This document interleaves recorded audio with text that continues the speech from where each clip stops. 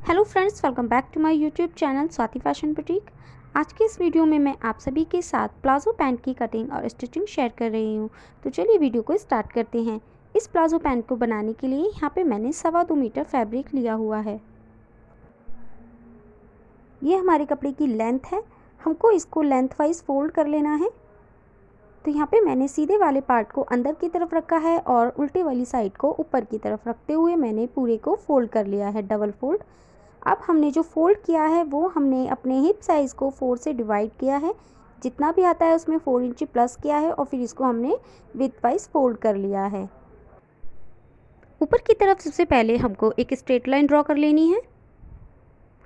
इसके बाद हम जो भी मार्किंग करेंगे प्लाजो पैंट के लिए वो इसी लाइन से नीचे की तरफ करेंगे। तो 2 इंच पे एक निशान लगाएंगे जो कि हमारी बेल्ट के लिए होगा।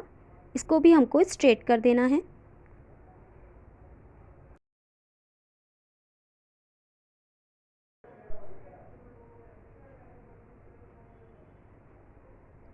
अब बेल्ट के निशान को छोड़ते हुए नीचे की तरफ हमको अपनी टोटल लेंथ के लिए निशान लगाना है। तो यहाँ पे मैंने 36 इंच पे निशान लगाया है।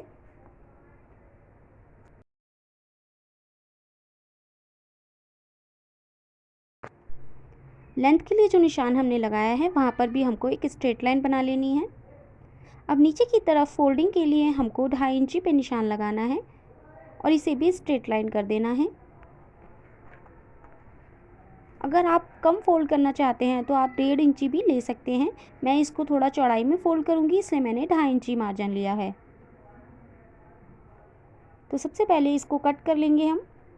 कटिंग करने के बाद अब हमको हिप राउंड का 4th पार्ट लगाना है। तो 36 को जब 4 से डिवाइड किया तो 9 इंची 0.5 इसमें मार्जिन जोड़ते हुए 9.5 पे मैंने निशान लगाया।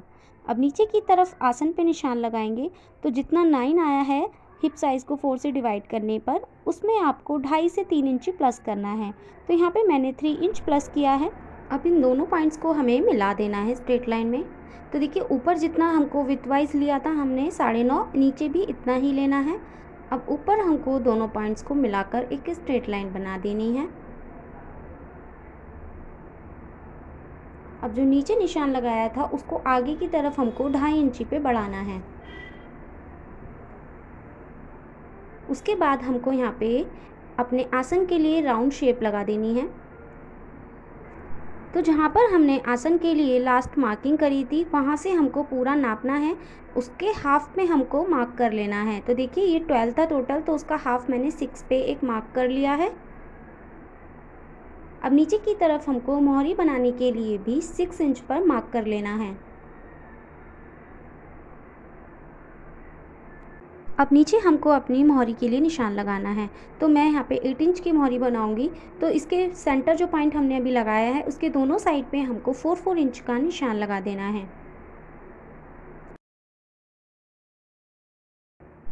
अब हमको इस कर्व स्केल की मदद से दोनों पॉइंट्स को मिला देना है।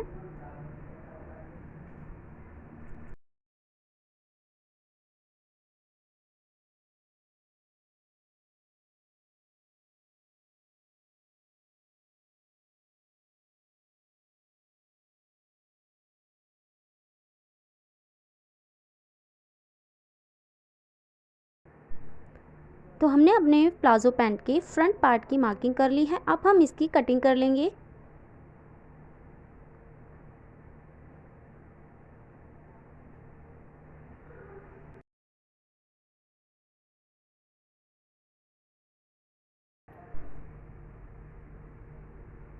फ्रंट पार्ट की कटिंग होने के बाद बैक पार्ट के लिए हमने कपड़े को डबल फोल्ड करके रख लिया है और उसके ऊपर हमने फ्रंट पार्ट को रख लिया है।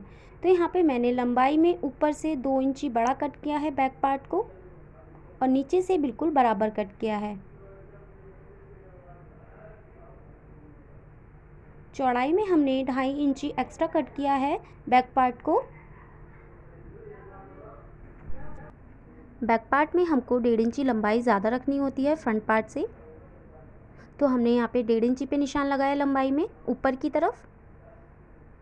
और अब हमको जो हमारा फ्रंट पार्ट है उससे आगे की तरफ 2.5 इंची पे निशान लगा लेना है चौड़ाई में। और जहाँ पे भी ये दोनों पॉइंट्स कट बनते हैं उसको हमें दूसरी वाली साइड पे तिरछी लाइन से मिलाना है।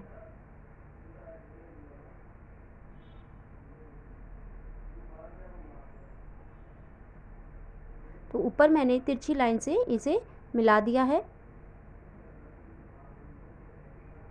अब नीचे की तरफ जो आसन है हमारा, उसको भी आगे की तरफ हमें 2.5 इंच पे बढ़ा देना है।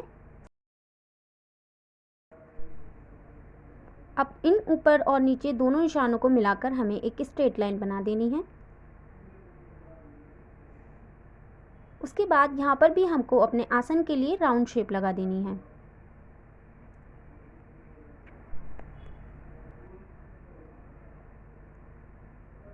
अब नीचे की तरफ हमको 1.5 इंच पे निशान लगाना है और इन दोनों पॉइंट्स को मिला देना है। तो इसे भी मैं स्केल की हेल्प से मिलाऊंगी। इस वाली साइड पर हमको बिल्कुल भी मार्जिन नहीं लेना है, इसे बिल्कुल बराबर ही हमको कटिंग कर लेना है। जितना फ्रंट पार्ट का कट है उतना ही हमें बैक पार्ट का कट कर लेना है। तो पहले हमें ऊपर से तिरछा कट करना है और फिर हमको अपनी जो मार्किंग हमने करी है बैक पार्ट पे, उसको कटिंग कर लेना है। इस वाली साइड पे हमको बिल्कुल बराबर कट करना है और ये जो हमारा जॉइंट वाला पार्ट है, इसको हमको कट करके अलग कर लेना है।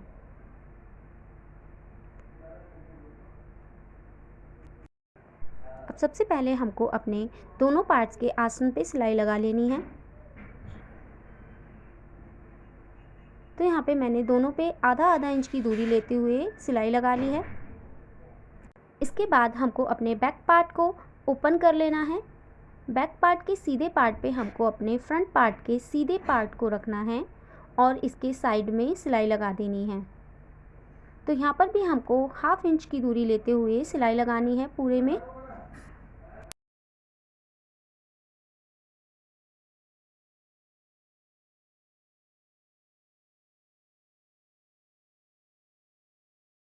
प्लाजो पैंट के दोनों साइड्स पे सिलाई लगाने के बाद अब हम इसको आसन की तरफ से भी सिलाई लगा के जोड़ देंगे।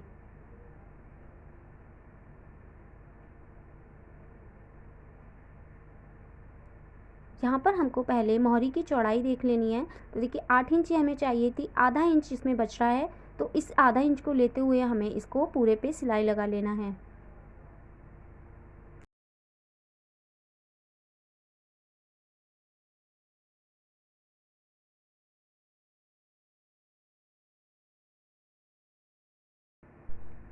आसन की सिलाई को भी हमने पूरा कर लिया है।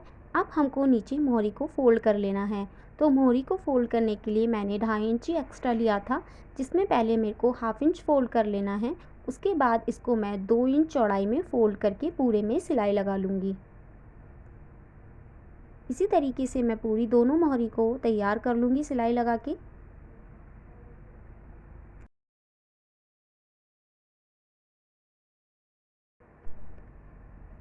यहाँ पर हमने अपनी दोनों मोहरी को सिलाई लगाकर कंप्लीट कर लिया है। अब सिर्फ हमको अपने प्लाजो पैंट में बेल्ट लगानी रह गई है। तो अब हम इसकी बेल्ट को फोल्ड करेंगे। बेल्ट के लिए हमने जो 2 इंच का मार्जिन लिया था, उसको हमें फोल्ड करना है। तो देखिए पहले हमें 1/2 इंच पे फोल्ड करना है। उसके बाद हमें 1.5 इंची चौड़ी इसमें इलास्टिक लगानी है। तो हमको इसको 1.5 इंची चौड़ा फोल्ड कर लेना है।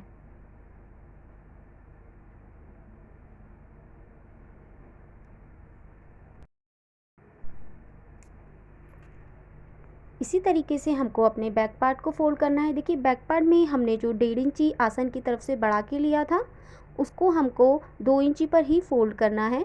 इसलिए बैक पार्ट में जब हम सिलाई लगाएंगे तो वो तिरछी सिलाई लगेगी हमारी। तो 1/2 इंच फोल्ड करें और फिर 1.5 इंची चौड़ाई में इसको तिरछा फोल्ड करना है। देखिए तिरछी सिलाई आएगी बैक पार्ट में।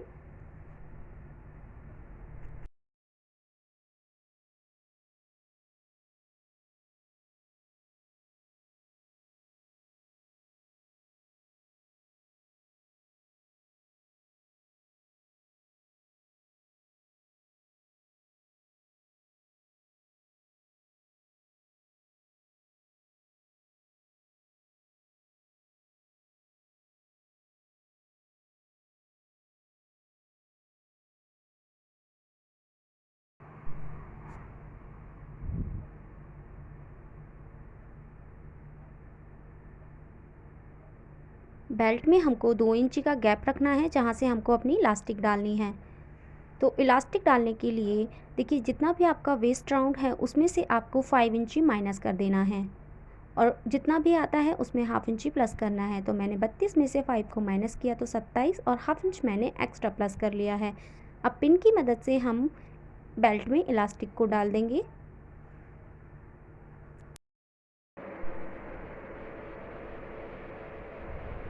इलास्टिक को डालने के बाद हमको इलास्टिक को आधा इंच पे एक दूसरे के ऊपर रखना है और इस पे अच्छे से सिलाई लगा देनी है। 5-6 बार आपको सिलाई लगा के इसे पक्का कर लेना है। इसके बाद हमको अपनी इलास्टिक को अंदर की तरफ इंसर्ट कर देना है और जो ओपन वाली साइड है यहाँ पे सिलाई लगा के इसको हमें बंद कर देना है। अब हमको इलास्टिक के सेंटर में एक सिलाई लगानी है। उससे पहले हमको इलास्टिक को अच्छे से खींच लेना है ताकि जो गैदर्स हैं वो बराबर हो जाएं सभी जगह पर। उसके बाद हमको सेंटर में सिलाई लगा देनी है पूरे में।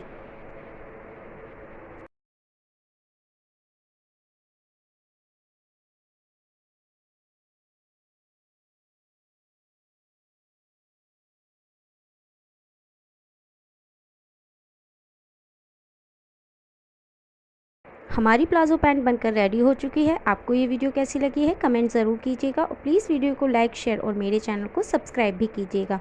वीडियो को पूरा देखने के लिए धन्यवाद।